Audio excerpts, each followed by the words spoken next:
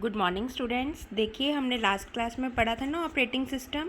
Operating system क्या होता है? It is a most important software that runs on computer, जो कंप्यूटर पे रन करता है। लेकिन ये होता क्या है? जो आपके हार्डवेयर और सॉफ्टवेयर दोनों को मैनेज करे, उसको बोलते हैं हम ऑपरेटिंग सिस्टम।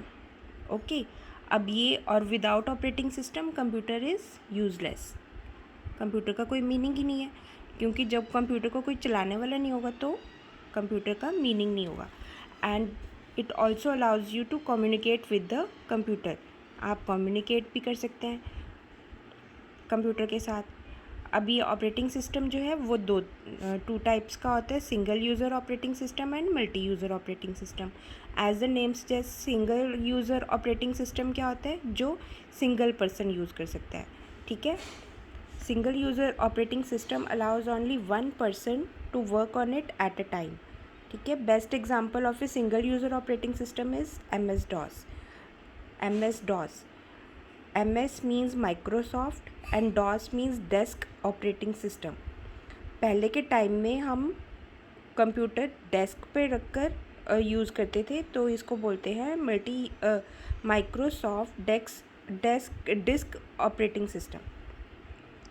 लेकिन अब मल्टी यूज़र ऑपरेटिंग सिस्टम्स हैं, तो उनका क्या मतलब होता है? Multi user operating system allows many people to work on different computers that are connected to the main computer through the network.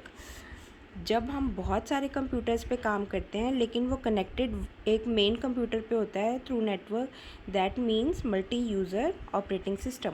That is multi user operating system. And Windows and Linux are the examples of multi user operating system. आजकल हम Windows पे काम करते हैं ना, तो Windows क्या है? हमारा मल्टी यूज़र। इसको बहुत सारे लोग यूज़ कर सकते हैं। इसका डिफरेंस भी हमने लास्ट क्लास में पढ़ा था, आप इसको याद कर लेना डिफरेंस को।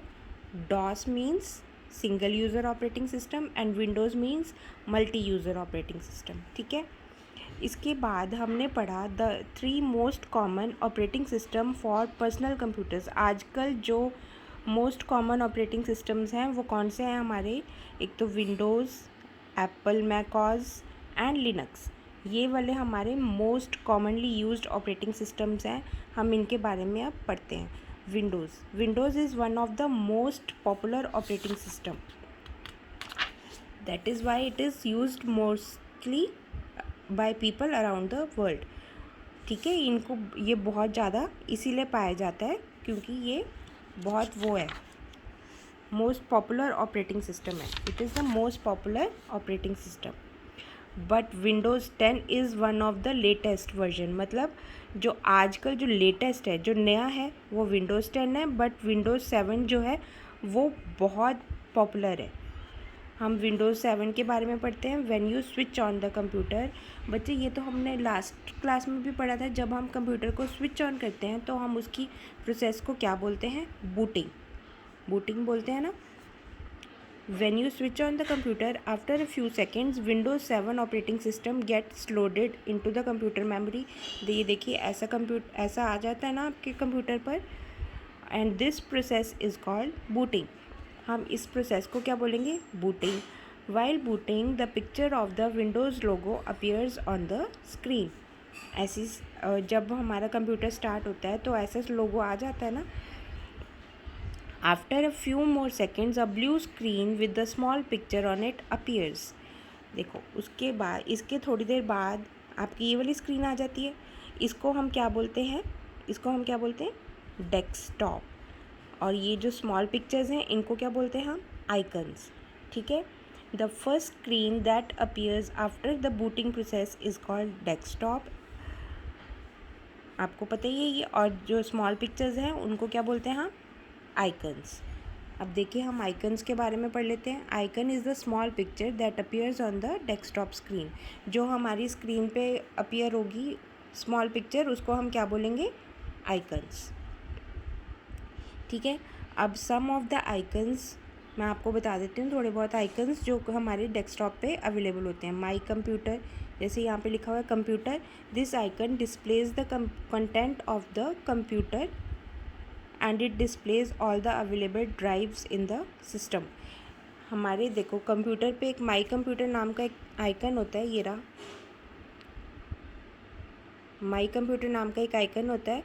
इस आइकन में हमारे कंप्यूटर में जितनी भी ड्राइव्स हैं, जितनी भी चीज़ें हैं, वो सब हमारे को पता चलती हैं इस आइकन से, ठीक है। उसके बाद रिसाइकल, उसके बाद है आपका documents.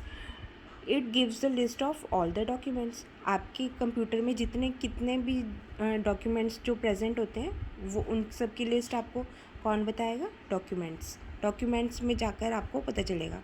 And next is your recycle bin. Recycle bin क्या होता है?